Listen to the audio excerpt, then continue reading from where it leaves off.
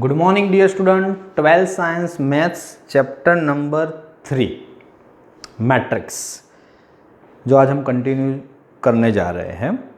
तो पहले तो सबसे इम्पोर्टेंट चीज़ ये है कि मैट्रिक्स है क्या, इसका यूज़ क्यों होता है। ओके, देन आफ्टर धीरे धीरे मतलब कि आगे बढ़ते हैं।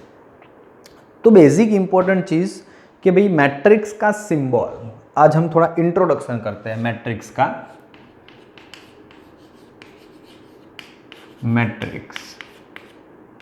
मैट्रिक्स को कंपोनेंट को एक ब्रैकेट में रिप्रेजेंट करते हैं। क्या करते हैं? एक ब्रैकेट में रिप्रेजेंट करते हैं। ओके, जैसे मैं आपको थोड़ा टेक्निकल लैंग्वेज में समझाऊँ कि भाई मैट्रिक्स का मीनिंग क्या है। तो कोई भी चीज़ का डेटा हो एज यूजुअल कि अगर तुम्हारे पास कोई एक पॉइंट ए है, उसके कोऑर्डिनेट 1 2 है, तो फर्स्ट कोऑर्डिनेट क्या रिप्रेजेंट करता है? एक्स। सेकंड कोऑर्डिनेट क्या रिप्रेजेंट करता है? तो y। First represent x, second represent y। तो आप दो कोऑर्डिनेट को ही रिप्रेजेंट कर सकते हो। अगर तुम्हारे पास 3 डायमेंशनल जियोमेट्री के हिसाब से 1 2 3 है, तो तीसरा एक ऑप्शन आया x, दूसरा y एंड तीसरा z। उसके अलावा और कोई ऑप्शन है आपके पास कि अभी 4 कंपोनेंट हो उसको रिप्रेजेंट करने का? नहीं।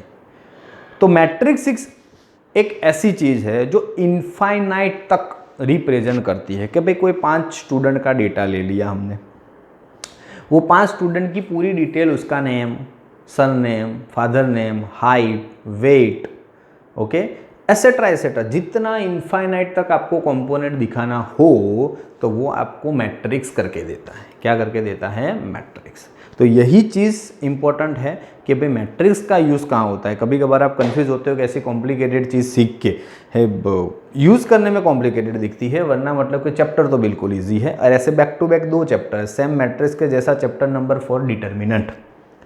तो आपको ये ताज्जुब रहता है कि भाई यूज़ कहाँ होता है। तो मैंने आपको यूज़ बताया कि ऐसे बहुत सारे चीज़ों का डेटा एक जगह पे और एक कंपोनेंट में मिक्स करना हो तो मैट्रिक्स काम आता है। ओके, एज लाइक एक एग्जांपल आपको दूँ मैट्रिक्स किस तरह से।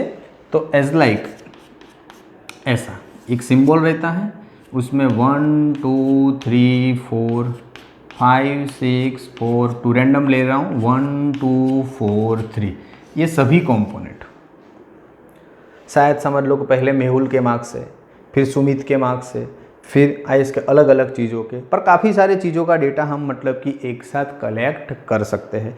जैसे ये 3 डेटा है तो हम मतलब कि ऐसे रिप्रेजेंट कर सकते हैं कि पहले भी मेहुल का डेटा है, फिर राहुल का डेटा है, फिर मनोज का डेटा है। ओके, और ये जो हमारे पास मतलब कि मार्क्स है वो डेट के हिसाब से, या तो मतलब कि कोई भी मतलब कि रैंडमली कोई टोटल मार्क्स के हिसाब से कि भाई ये मतलब कि 1 4 के मार्क्स है, ये 2 4 के मार्क्स है, ये 3 4 के मार्क्स है, ये 4 4 के मार्क्स है। ऐसे इनफाइनाइट डेटा, कैसे डेटा बना डिफरेंट। तो 3 4 5 नहीं, पर अप टू इनफाइनाइट तक मतलब कि आपको डेटा रिप्रेजेंट करना है तो मैट्रिक्स आपको हेल्प करेगा। समझ में आया कि इस तरह से मतलब कि हमने रैंडमली कोई डेटा चूज़ कर सकते हैं, और ज़्यादा से ज़्यादा जितना, अभी 50 स्टूडेंट को जोड़ना है तो भी, और हॉरिजॉन्टली 50 डे का मार्क्स रखना है तो भी। तो इसी तरह से मैट्रिक्स को रिप्रेजेंट किया जाता है।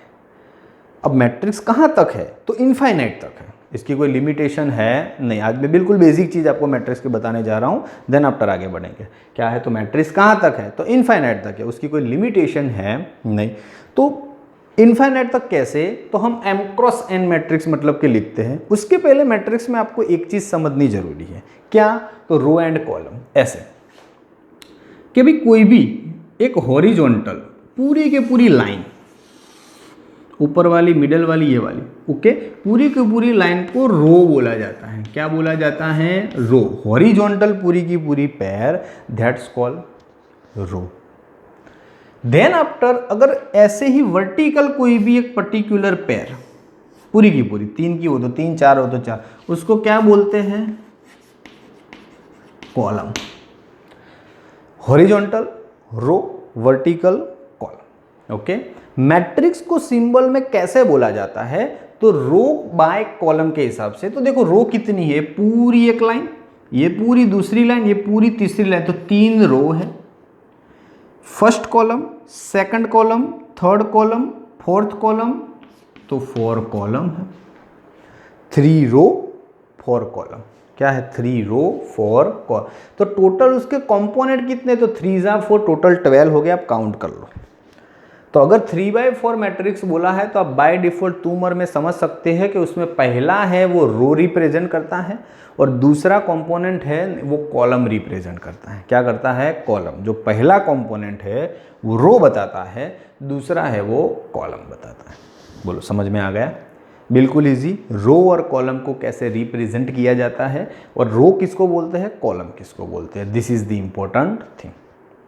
अब आपको मेरे को बताना है कि m क्रॉस इनफाइनाइट तक मैट्रिक्स कैसा होता है, तो उसको सिंबल में एक नाम दे देते हैं m क्रॉस n, या तो छोटे लेटर में ही लिखते हैं m क्रॉस n मैट्रिक्स। क्या लिखेंगे, m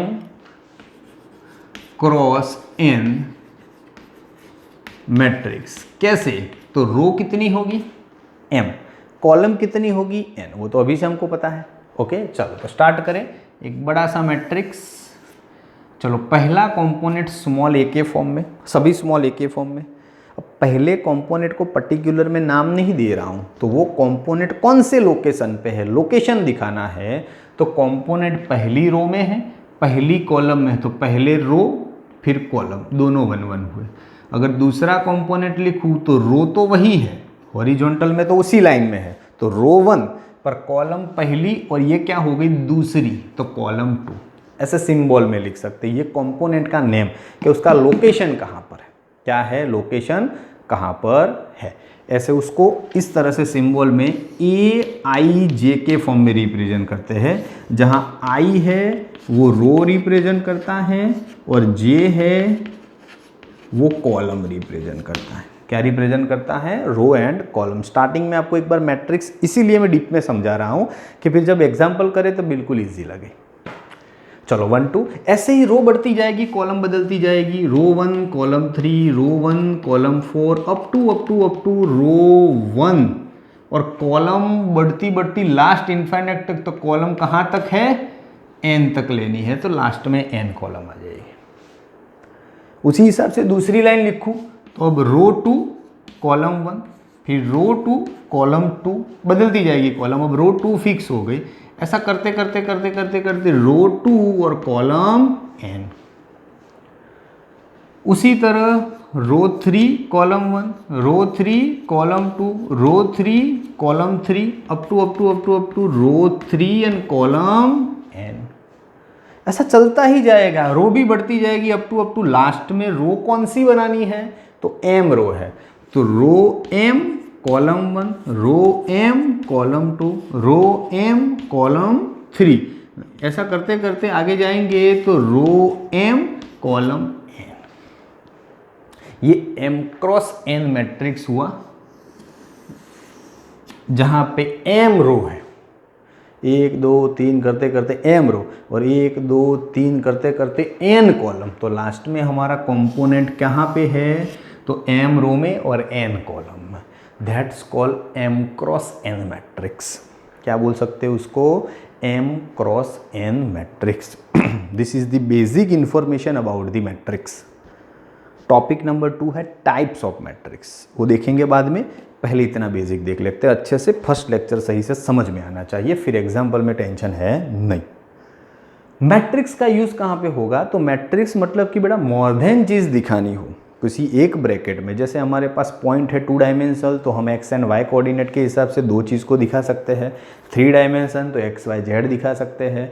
पर अगर आपको 5 6 10 20 कंपोनेंट दिखाने हैं तो matrix is the major important.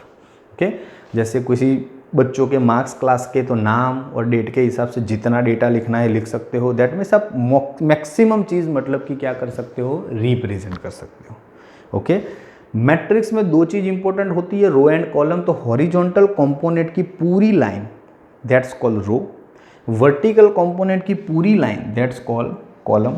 और पर्टिकुलर किसी कंपोनेंट को रिप्रेजेंट करना हो, ओके, जैसे AIJ ये कहाँ पे है, तो I मतलब पहले रो का नंबर लिखो, फिर कॉलम का नंबर लिखो, तो A11 ये फर्स्ट रो फर्स्ट कॉलम वाला कंपोनेंट है।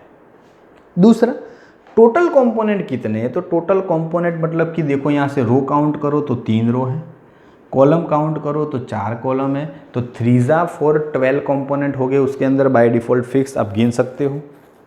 दूसरी चीज़, पहले रो ही आती है, दूसरा कॉलम आता है, कभी पहले कॉलम आएगी नहीं। And M cross N matrix maximum कहाँ तक आप रिप्रेजेंट कर सकते हैं, तो इनफाइनाइट तक। तो मैंने रो को एम बोल दिया, कॉलम को एन बोल दिया, फिर कंपोनेंट को नाम देना स्टार्ट किया कि भाई पहला कंपोनेंट तो first row first column, first row second column, first row third column, up to 1 to n, up to 2 to n, up to 3 to n। ऐसा करते करते करते करते एम रो आ गई, कॉलम 1 2 3 अप टू n, तो AMN। This is the matrix basic representation, ये matrix का basic है। एग्जाम्पल और चैप्टर तो बिल्कुल ईजी है, जस्ट स्टार्टअप थोड़ा कॉलम रो सब समझना है। जितना डीप में मैंने समझाया उतनी ज़रूरत है नहीं, पर फर्स्ट टाइम आप सीख रहे हो तो ये समझना ज़रूरी है। एक बार दिमाग में बैठ जाए, क्लियर हो जाए, फिर कोई इश्यू नहीं। ओके, तो आज के लिए इतना, मैट्रिक्स का इंट्रोडक्शन। कल टाइप्स ऑफ मैट्रिक्स देखेंगे, फिर टाइम के हिसाब से एक्सरसाइज के ऊपर कॉन्सेंट्रेशन करेंगे। पहले दिन के लिए ज़्यादा ओवरलोड नहीं करना है, जस्ट बेसिक अंडरस्टैंड करना है और यहाँ तक रखना है। ठीक है, आज के लिए इतना, थैंक यू।